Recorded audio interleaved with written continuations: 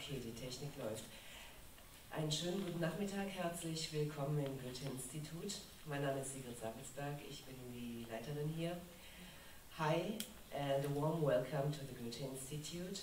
My name is Sigrid Sabelsberg, I'm the director. We are very glad to host this afternoon this event, which is somehow something new for us, because this is the first time that we work together with the Berlin Foundation, and I have to say that I'm really glad about it, because as you know, Germany is one of the countries, or maybe the country, which even in the 80s had already a Green Party, and Green Party which was part of the parliament, and so Germany is really very focused on green themes. So we discuss it a lot, and we in Germany, also our industries focus on solar techniques and all those things. We have good universities who investigate themes about ecology. So I'm really glad that we could collaborate today with the Heinrich Böll Foundation to present you this interesting afternoon speaking about green transport and sustainable mobility. And I don't know whether you live in the Bay Area or whether you're coming from other places in the US or maybe from abroad, but I live here in the Bay Area, and I can tell you that it's really important when you use public transportation in San Francisco. You know there's a lot to do about it.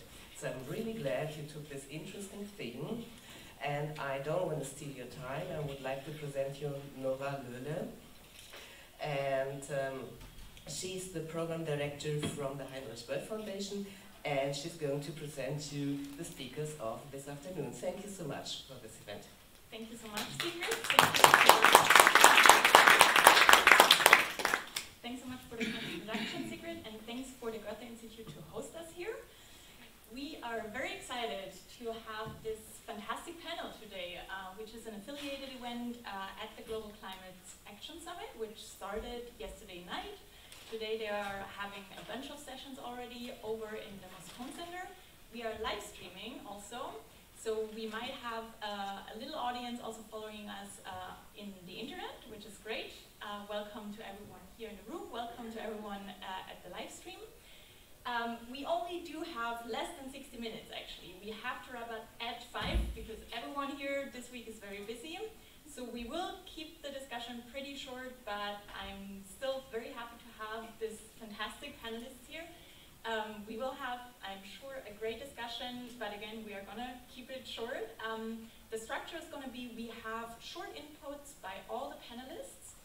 I will introduce them in a second.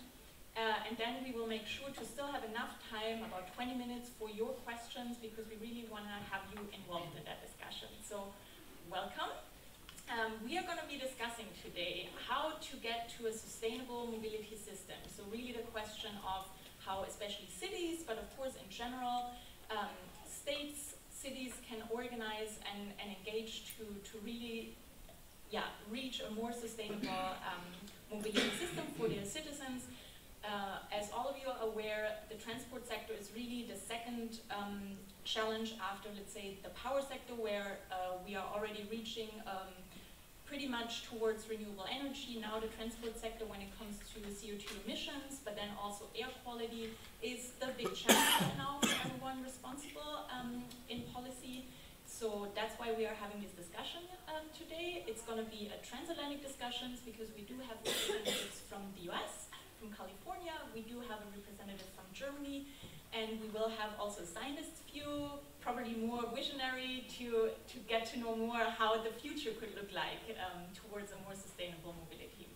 So let me introduce you to the panelists today. We have Commissioner Shania Scott with us. She is, since 2013, the Commissioner on the California Energy Commission, where she's the lead Commissioner on transportation. So we're excited to hear from her what California is doing to reach a more sustainable transport sector. Second, we have the Minister Winfried Herrmann with us. He is, since 2011, Minister of Transport for Germany's state Baden-Württemberg, which is located to the south. It's the third biggest state within Germany. It's actually, so the capital in Baden-Württemberg is called Stuttgart, which is actually home to many of the bigger car manufacturers we have in Germany. And when I say we, you obviously hear I'm German too. So we are very excited to hear from him. What is the challenge when it comes to having all that industry, which is still important, obviously, to creating most of the jobs, but at the same time facing the challenge of creating a more sustainable transport, and especially in the city of Stuttgart, also air quality is a big challenge right now. Third, thanks for coming from Germany, exactly. Third, we have, which is very exciting, Assembly member Eloise Gomez-Reyes with us. I hope I pronounced it more or less right. She was elected to the California State Assembly in November 2016 to represent her constituency, and we are very excited to hear from her what she's, especially within her constituency, doing to reach on a very local level a green transport sector, and also her passion is to really be engaged within a civic engagement, so really involve the citizens within that process. And fourth, we have Professor Daniel Sperling with us. And again, I'm very excited he could join us because he will really tell us a little bit more the visionary future scenario, how a green transport sector could look like in the future. Professor Sperling is a professor of civil engineering and environmental science and policy, as well as the founding director of the Institute of Transport Studies at the University of California, Davis. His last publication of many books he has published within the last decades is called 3 Revolutions: Steering Augmented, Shared, and Electric Vehicles to a Better Future. So very excited to have you here. And I would say let's get started with Commissioner Scott giving her input. Okay, great. Can I actually have a couple of slides? Do they have them? Yeah. Should I go over here? I actually should have introduced you to that before. Sorry. Just do that now. You just come over here. Yes. And does this microphone work? Exactly. Okay. That works. So actually, yeah. Sorry, you don't even need that. I love the one with the green top, though. Those are wonderful. Okay. That goes first. Okay. And I brought slides mostly because I talk very quickly, and this information I am happy to share with anybody who would like it. So and it's got a lot of numbers in it, so please just let me know if you'd like a copy of these slides. I don't think I need to explain to you all here at the Global Climate Action Summit why we're taking action on transportation, but it's because, as you can see here, transportation sector's worth about 41% of the greenhouse gases in our state of California, and it's 50% of the greenhouse gases when you include refining. So if we're going to make a dent, I might actually say that the transportation sector is not second, but is first in what we need to do. And let me also add, I jumped right into transportation because that's the part that I oversee. So I won't talk about things like the smart city design, getting people out of their cars and being able to be walkable and bikeable. Those are also the types of things that we need in sustainable cities.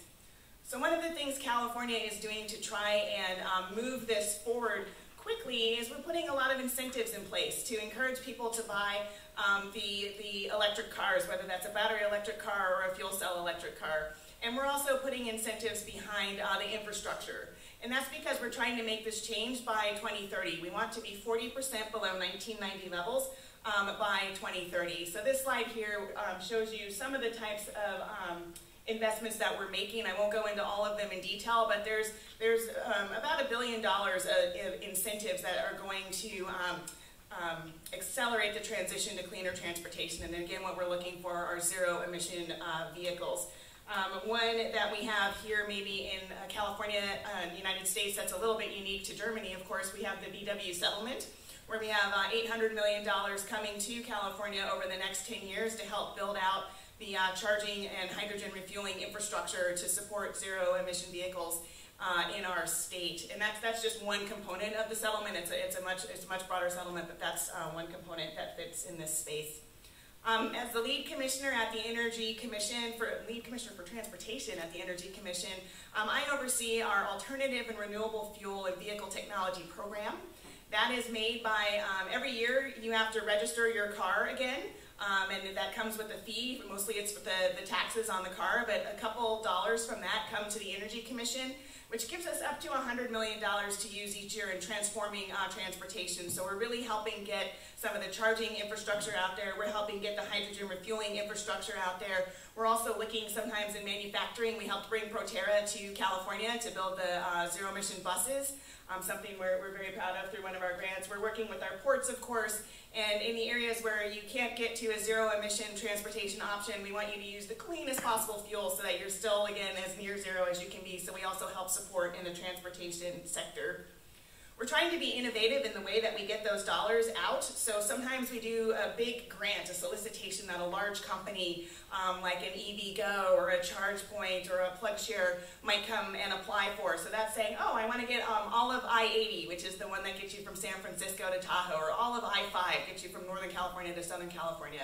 But we also want people to be able to put charging infrastructure in a really simple way. Let's say the Goethe-Institut wants to have some charging out front. Well, you know, meet our 8 criteria, apply to Cali VIP, and we'll give you the dollars to get that charging infrastructure out there. So we're trying to kind of come at it from the ground up. Where do communities would like the charging infrastructure? I don't need a grant writer to write a big grant. You can apply for our Cali VIP program.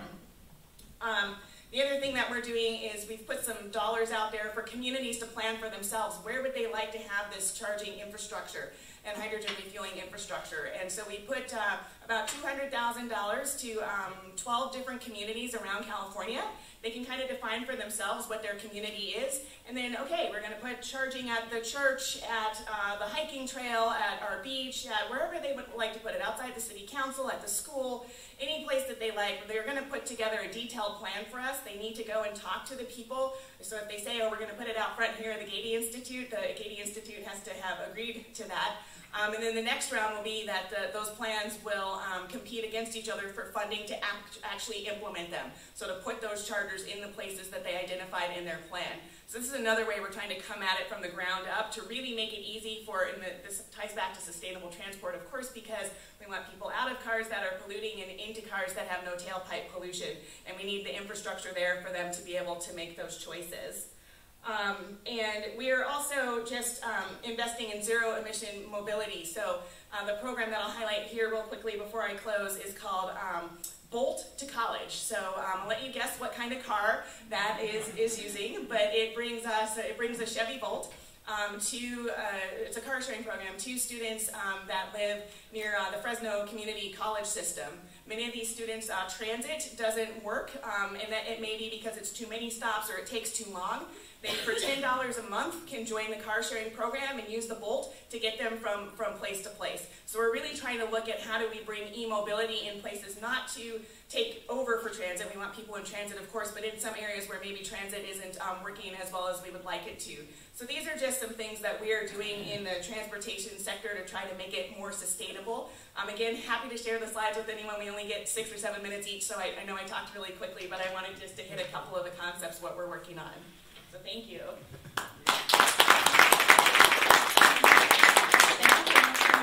That was so much on time. Congratulations. We'll save your questions for the second round. Please keep your questions. Now we have Minister Herman having his input. Thanks. So, hello, everybody. Thanks for the invitation and having the chance to present our policy. It's not that high speed. So it's the highest speech. Runter? Yeah.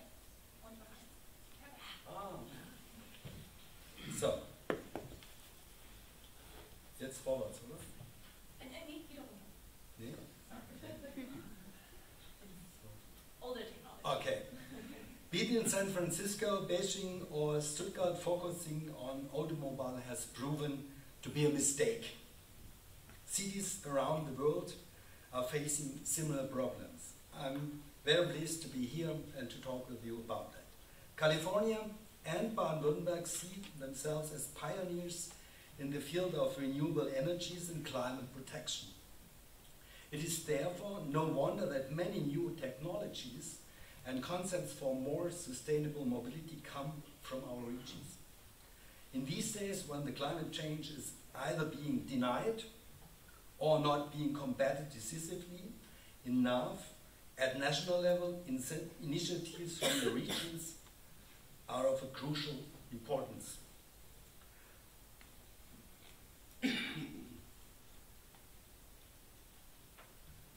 The Climate Protection Initiative, Memorandum under 2, was for us very important. It was started in 2015, and California and Baden-Württemberg has triggered the trade activity all over the world. Regional commitments to climate change is now greater than ever. We never thought that we could be so successful in such a short time. And yesterday, I signed the CEF Alliance, the next alliance. And this is a car company. Germany and Baden-Württemberg are well known as a big, fast, beautiful car country.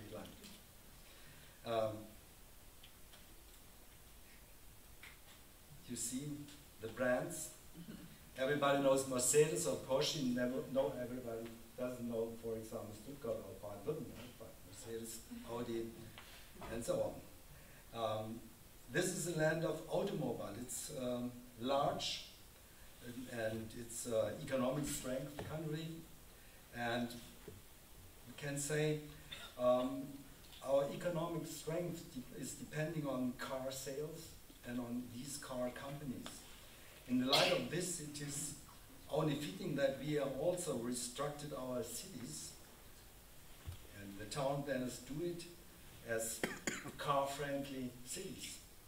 The priority of the car over people shapes the image of the city and is firmly anchored in the people's mind.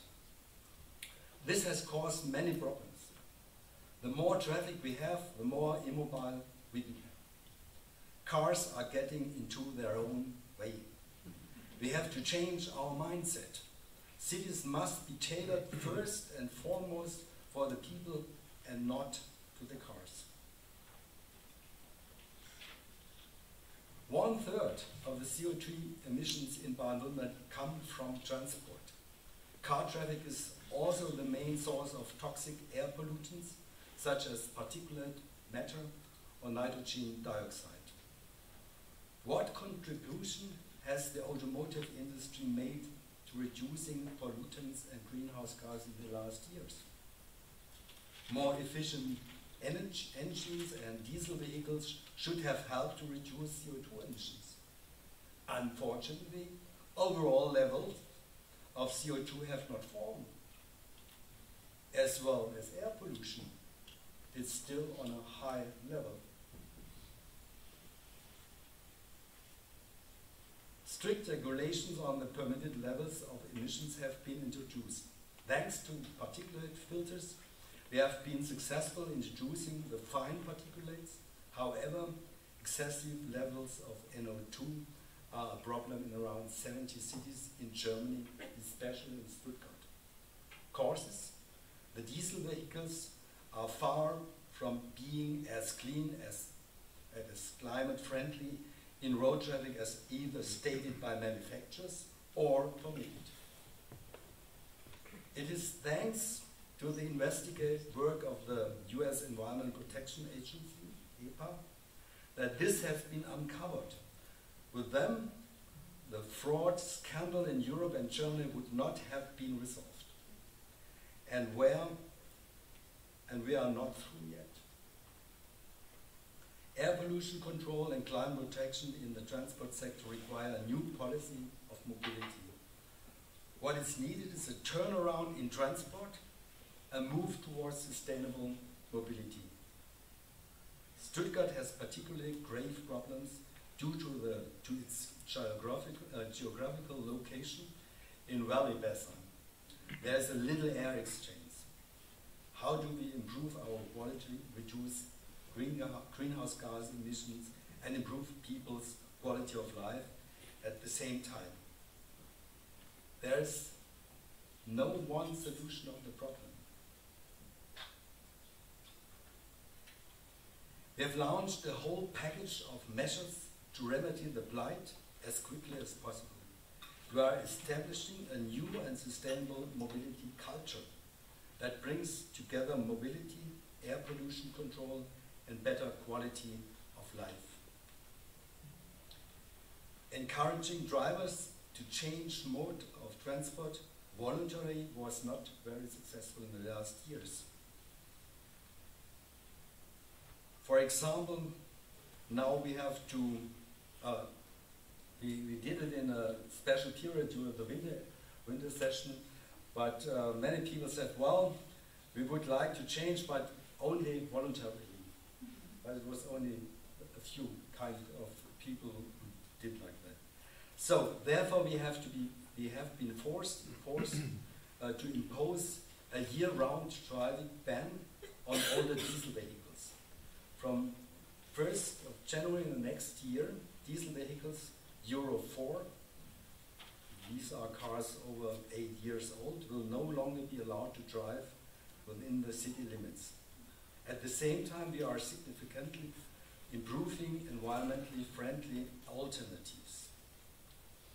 For example, new bus lanes with priority. We extend the urban railway lines.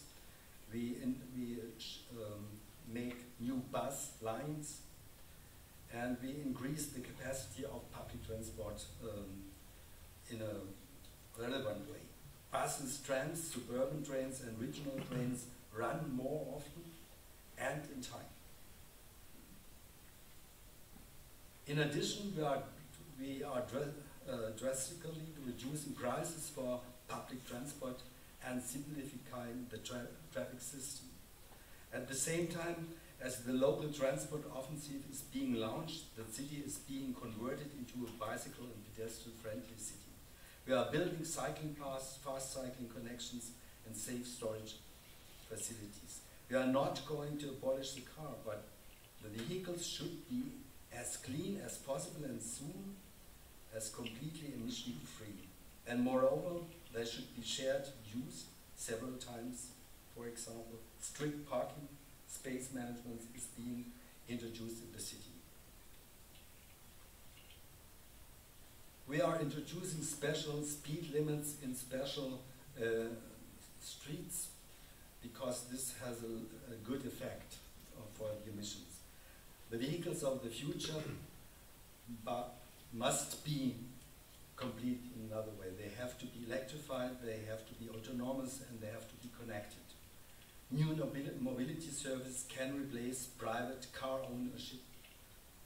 This has great potential for a greater efficiency, climate-friendly safety as well. Such measures could change the very face of the cities for a better quality of life.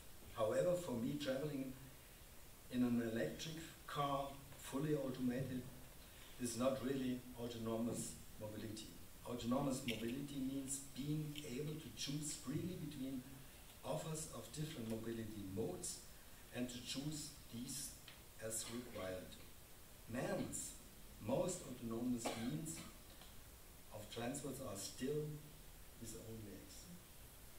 But to get such realization requires a culture of change.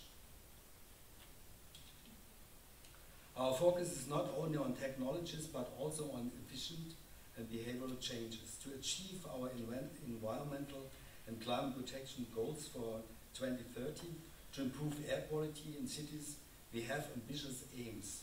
For example, double public transport, ensure that 1 in 5 vehicles is climate neutral, reduce urban car traffic by 1/5, and walk or cycle every second trip you make. Only in this way we will make our cities clean and make our quality of life better in the cities. Thanks for your attention.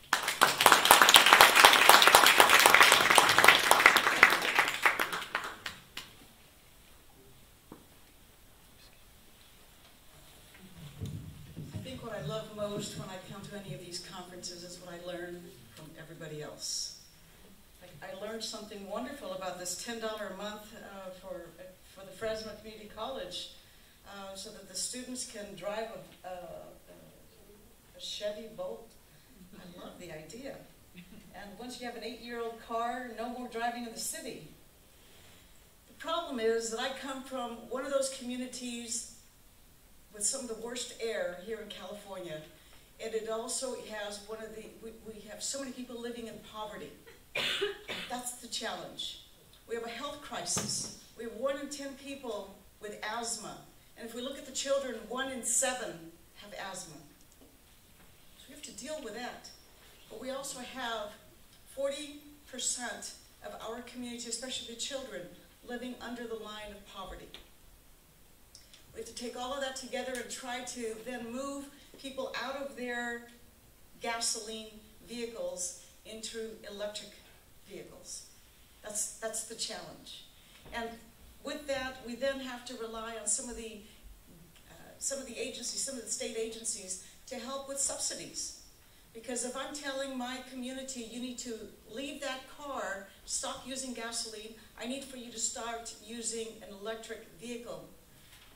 If they weren't intending on buying a car for another 10 years, then that's never going to happen. The infrastructure that is needed in my community in the San Bernardino area is extremely important. If we're going to move people into those electric vehicles, we also need to have the infrastructure needed so that they can actually use those vehicles. In my community, in the 47th Assembly District, we know that we're part of one of the largest transportation corridors in the world, with over 40% of all containers coming in to the United States through the ports of Los Angeles and Long Beach. And the majority of those are coming through my community, through the San Bernardino area, and then out to the rest of the United States.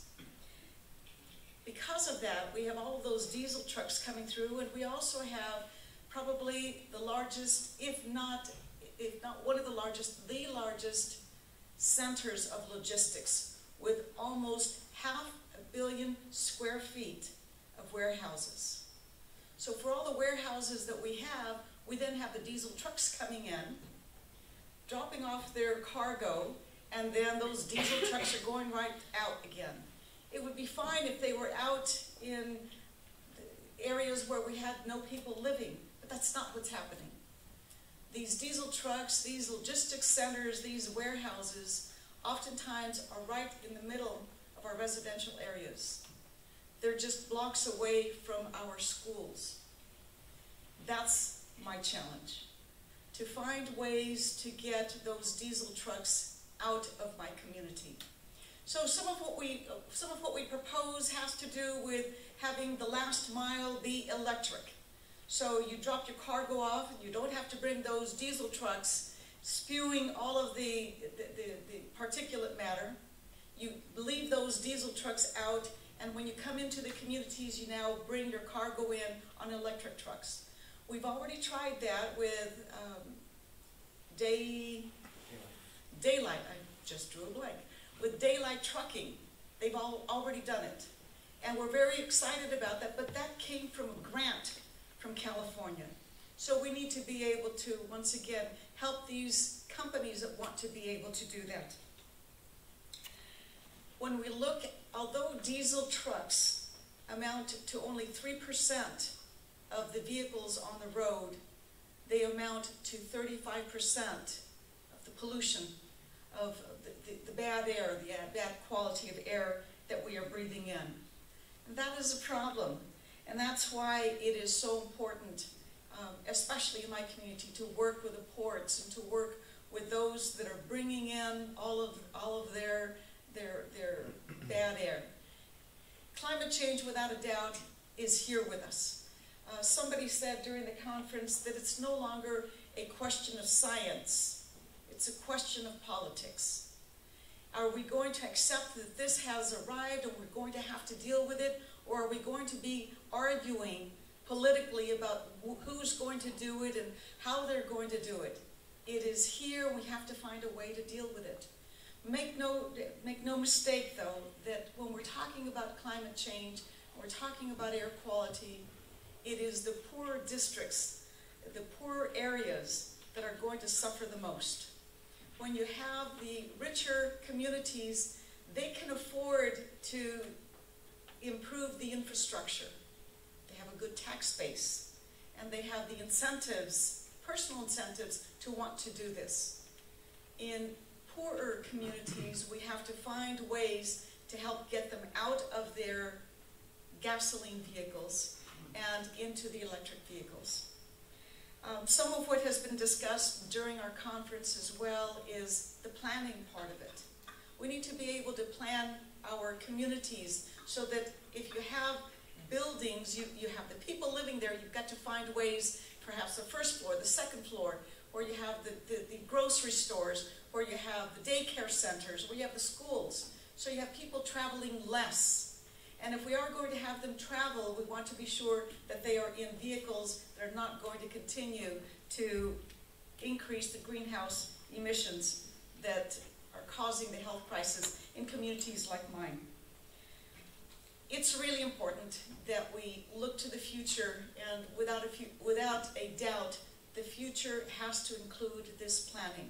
So I'm so glad that we have some of our decision makers here from California as well that are joining in speaking to you today, because truly for me and my community, I learned so much from them, and everything that I learn, as soon as I get back to my office, I start making my phone calls asking how my community very specifically can benefit.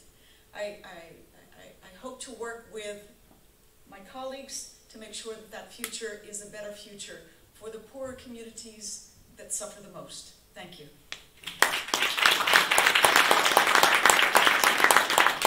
Thank you so much, Assemblymember Gomez-Reyes. That was a very impressive idea how it is to, really make a difference for communities, especially poverty being a big topic. I think we'll get back to that again. Professor Sperling, now we are excited to hear your input. You may get too excited. Well, without excitement, right? Where's the world? So I should say I have two jobs. So my main job is a professor, and that's the perspective I'm going to give here mostly. I'm also a board member for the California Air Resources Board, and in that job I oversee most of the climate policies in California that deal with transportation, electric vehicles, and low carbon fuels, and so on. But I'm going to talk at a higher level, and related to this smart mobility idea, I'll try to provide this vision, the vision thing. So I agree very much with Minister Herman, who said that, in my words, is that we've created car-centric transportation systems. Actually, we pioneered them here in California. I blame it on Los Angeles, but it was California, and it spread to the rest of the United States, to the rest of the world, to Stuttgart, and elsewhere.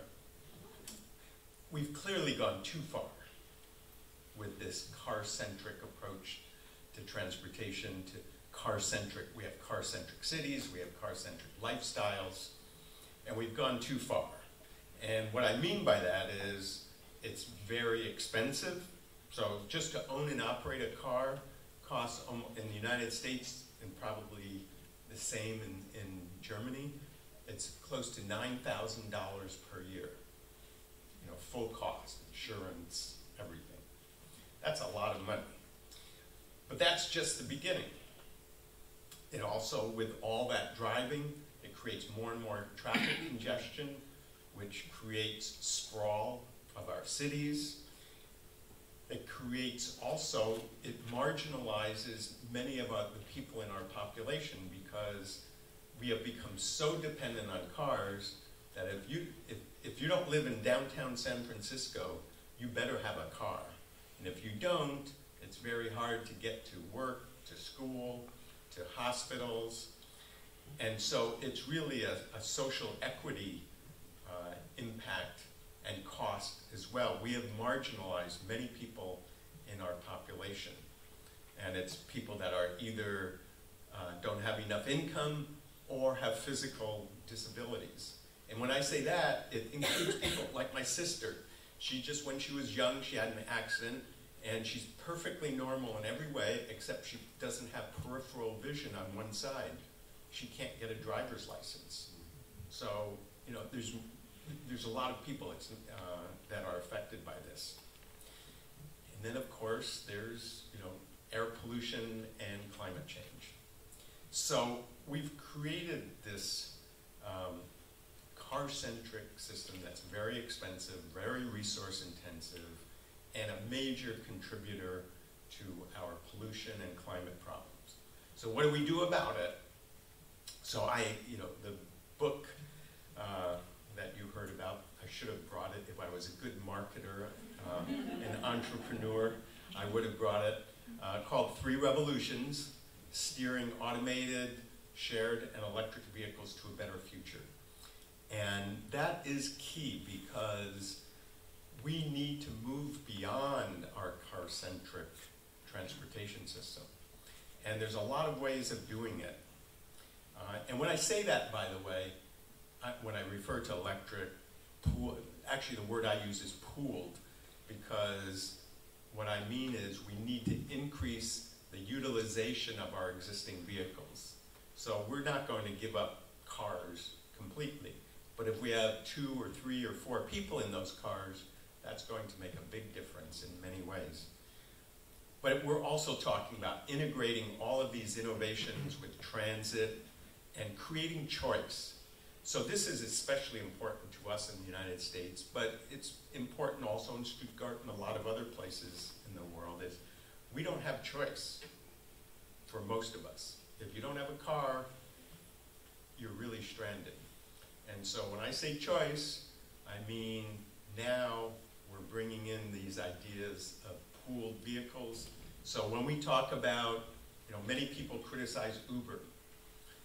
Uber and Lyft and other companies like that around the world, Didi, Ola, BlaBlaCar in Europe, they are the pioneers that are the first step in moving us towards a more sustainable transportation, or potentially doing so, if we steer them in the right direction. Because what we're talking about is creating a better, more sustainable transportation. And that better, more sustainable one is going to be characterized by more choice, and that includes those electric scooters and dockless bicycles, because that's creating choice. I will say, okay, this might come across as critical, but I guess it is, that our local government, our media, is so focused on today. So they see the electric scooters or they see Uber out there, and all they think of is traffic congestion, clutter, but they are the important next step towards a better future. But the challenge for all of us, and the cities in particular, but all of us, is to get to this better future. We're talking about not only all the vehicles being electric, and that includes trucks, by the way. And the trucks can be batteries or hydrogen. But it also means that we are going to be moving towards automated vehicles. And automated vehicles, they're going to happen for sure. There's no question about it. And when those automated vehicles come, if they just replace our conventional manual vehicles, in other words, we just buy an automated car instead of a conventional manual car, it's going to be a disaster.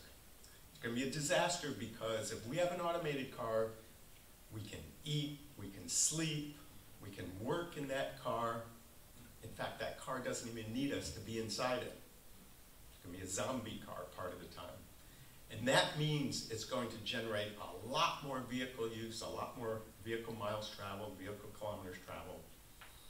And that's going to mean more congestion, more pollution, and so on. And so if they're electric, it's not so bad, but it's going to contribute to sprawl and all these other problems, going to contribute to the equity problem between haves and have-nots. Those automated cars, they better be pooled.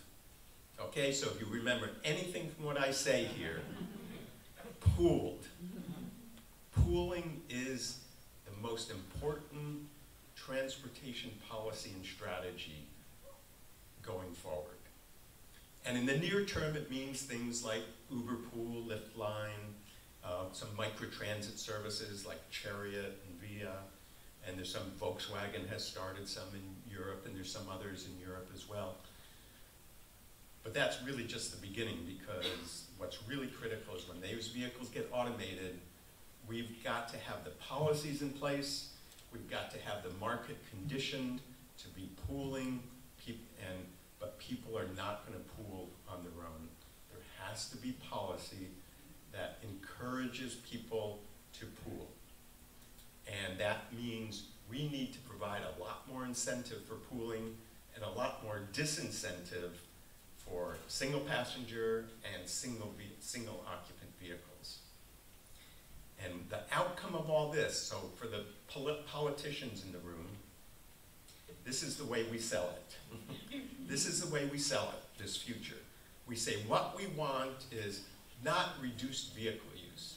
That, you know, a lot of people like that at this conference, summit, you know, everyone will agree with that. But once you get beyond our circle, there's going to be a lot of opposition. So the way to sell it is we want more mobility. We want more, to quantify it, more passenger miles traveled, more accessibility. But we want to do it in a way that reduces vehicle use. And the way you do that is with pooling. So that's the word.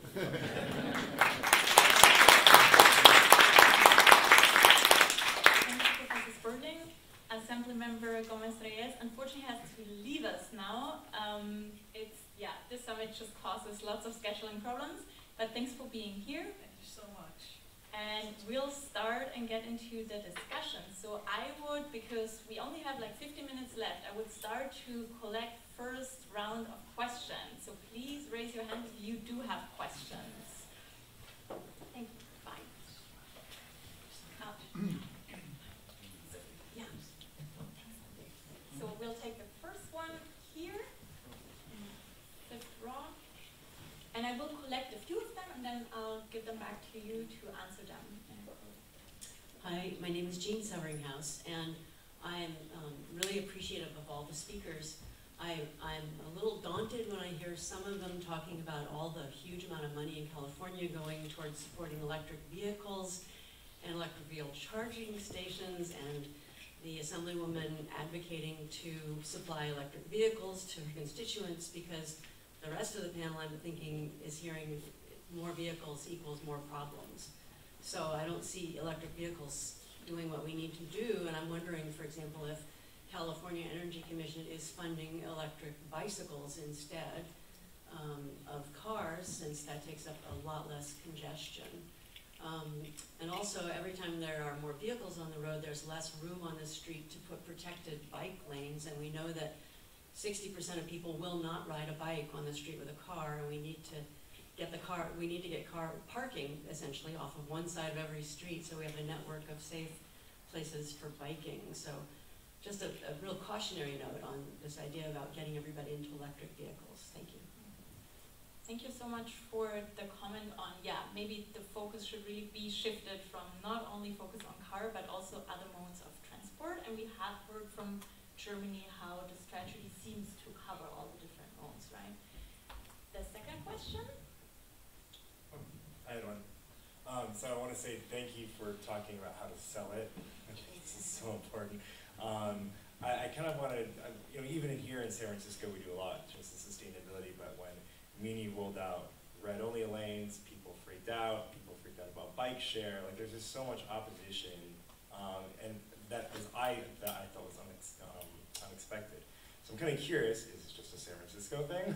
In Germany, when you're talking about the programs that you're implementing about smart cities, where you're doing about slowing traffic, doubling transit, what's the human element there? Like, what is the human engagement when you're rolling those out with your citizens? Out of curiosity. Then we'll take one more and then get to our first round of answers.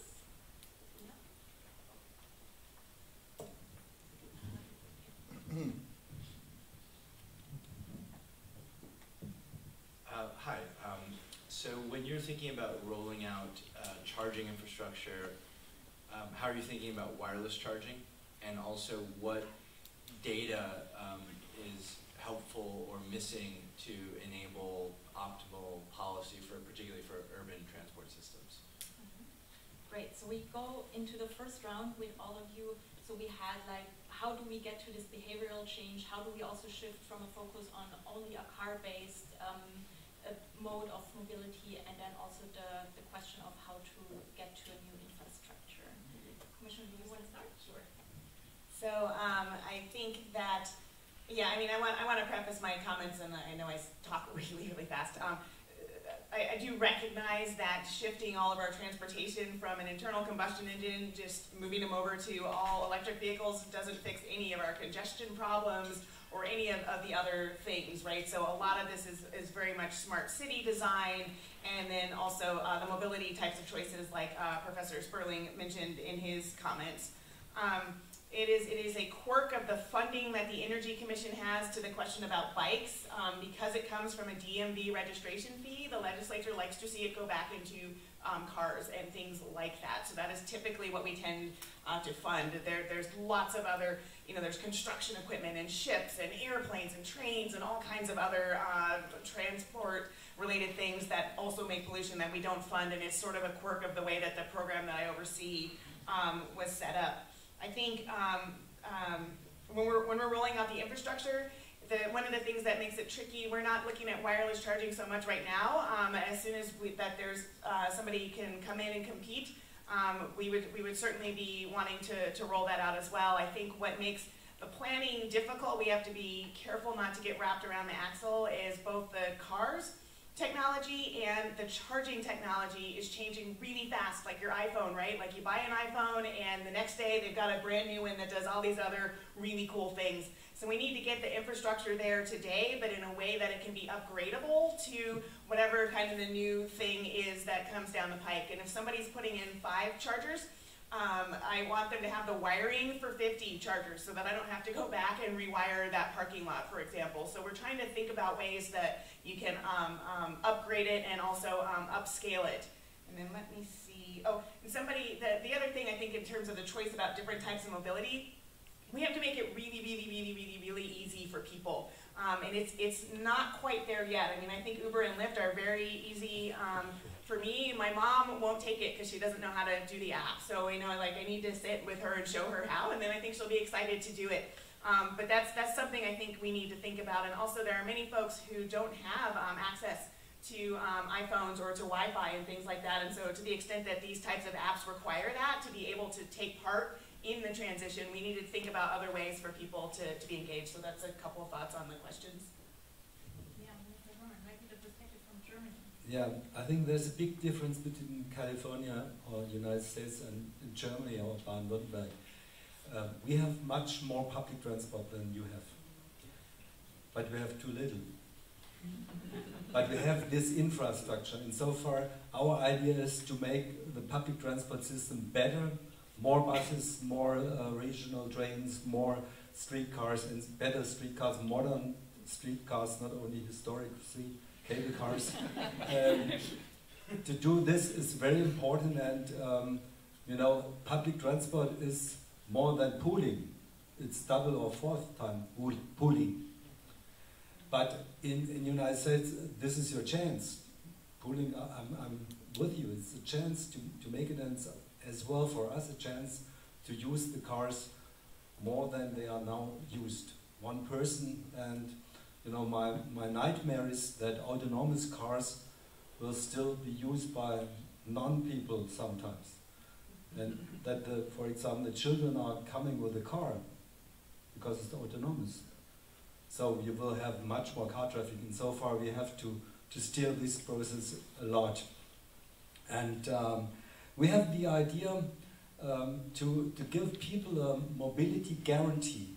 A mobility guarantee means that they have the guarantee with public transport means all over the day, from the early morning to midnight, and on Sundays and Saturdays too, with public transport.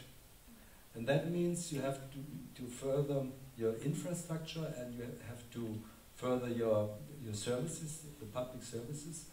And I think we have better finance systems like you have. For example, I myself, for our country, I have paid about 800 million euros in order to pay local and regional trains to come. So you don't have a system like that. And we say, well, we need more money. And so far, I think it's important to make a good service. That is the only way to bring the people to change. If it is difficult, if it's too expensive, it is too complicated. So we say it must be easy, it must be not complicated, the challenge must be simple. That's why it's so important for us that we simplify our tariffs.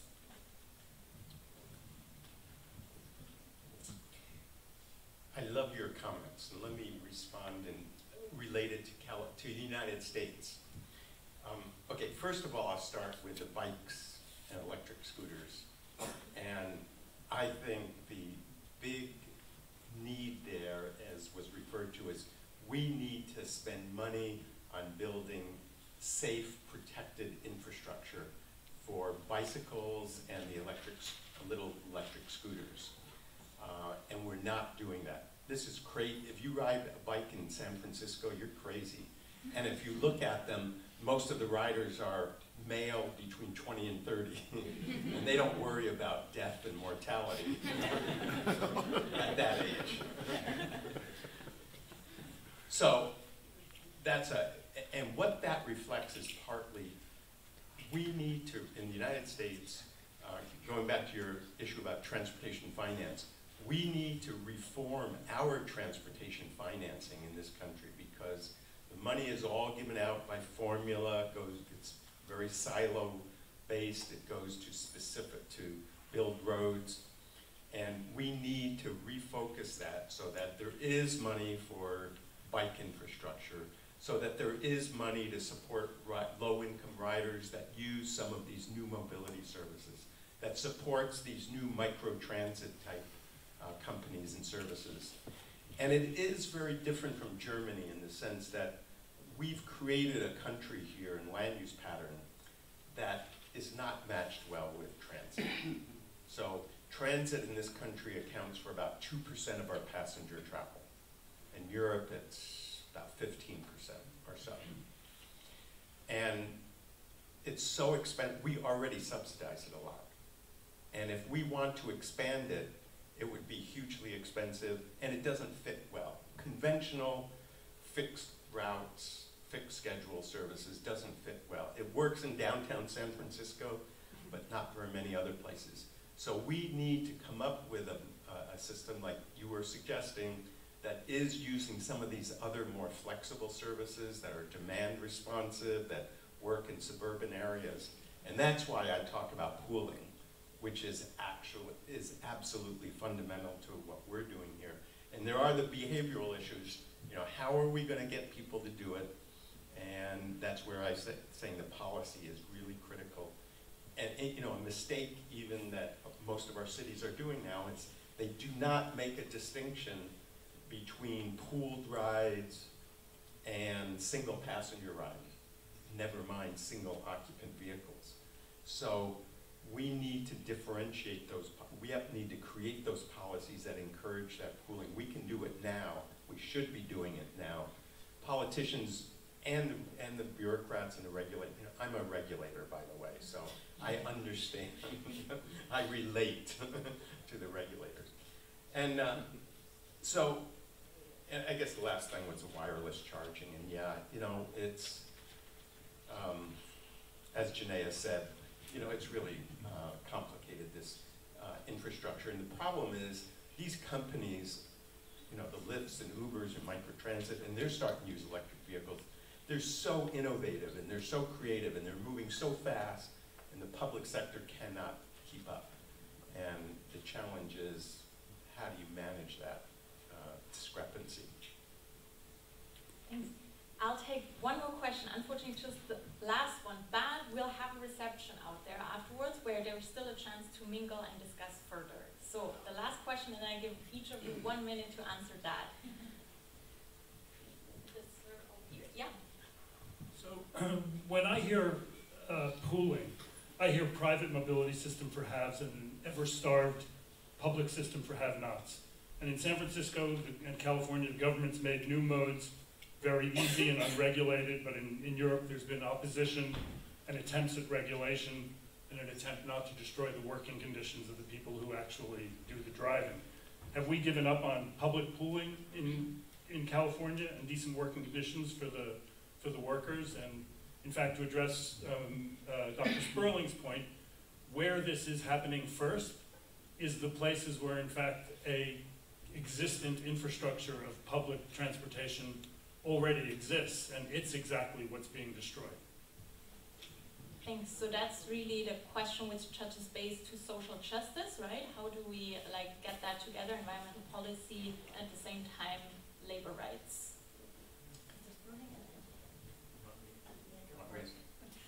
Okay, I'm going to be politically incorrect here. I'm going to say transit already has largely failed in this country. It serves a tiny proportion of the population, and even if you look at low-income people, if you look at serving cities, it's only serving a very small portion of the population. And to expand it would be very expensive. Right now, we pay, so for transit use now, it's about $1, in the United States, it costs about $1.25 a passenger mile. The users pay 25 cents, the other $1 comes through subsidies. And that's providing it where it works best. If we expanded it, it would be even more expensive. And so transit is hugely important. You know, conventional public transit, as we know it, is hugely important. It's the best way to move large numbers of people from one place to another. But we need to get beyond thinking around just being defensive about transit and think about how do we make transit better. And making it better means serving a lot more people at a low cost. And we can do that by bringing these new types of services together. And I don't know how much it's public-private, and it's going to play out in different ways in different places. But San Francisco, okay, if you're in San Francisco, we got good transit.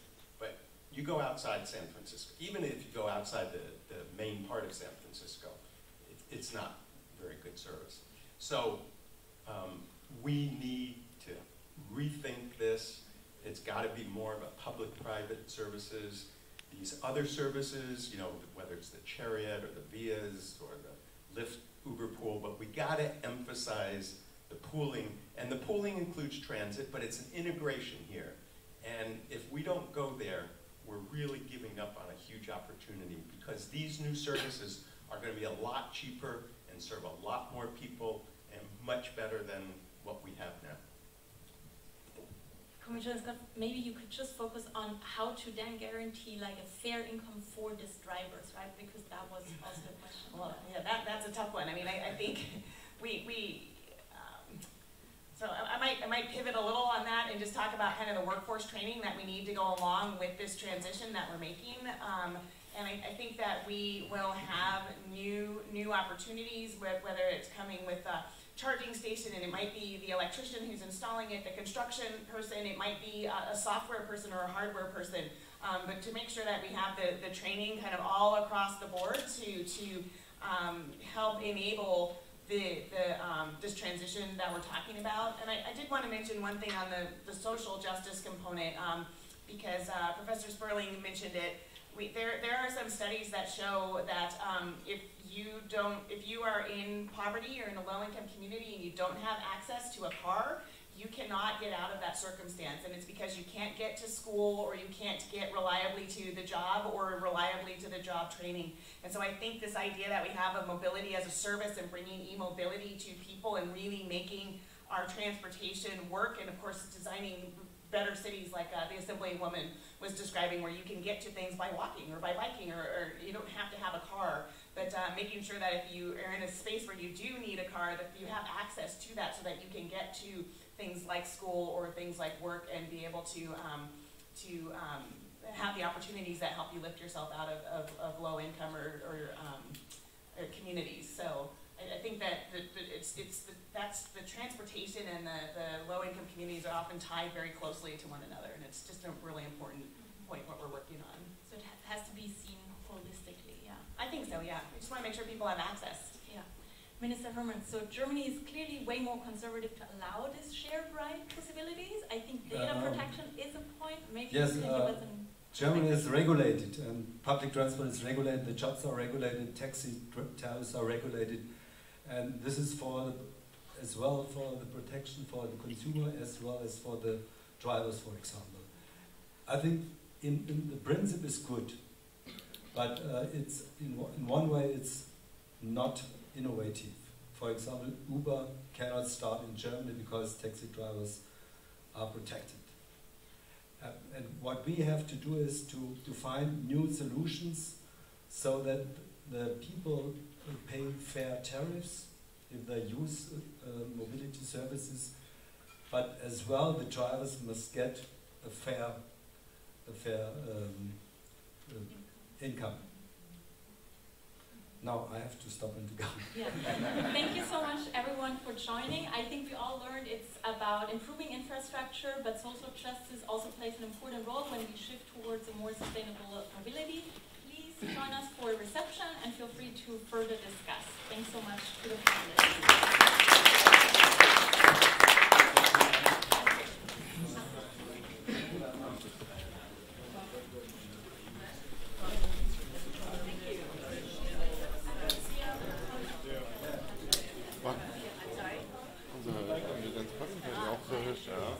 Fast klare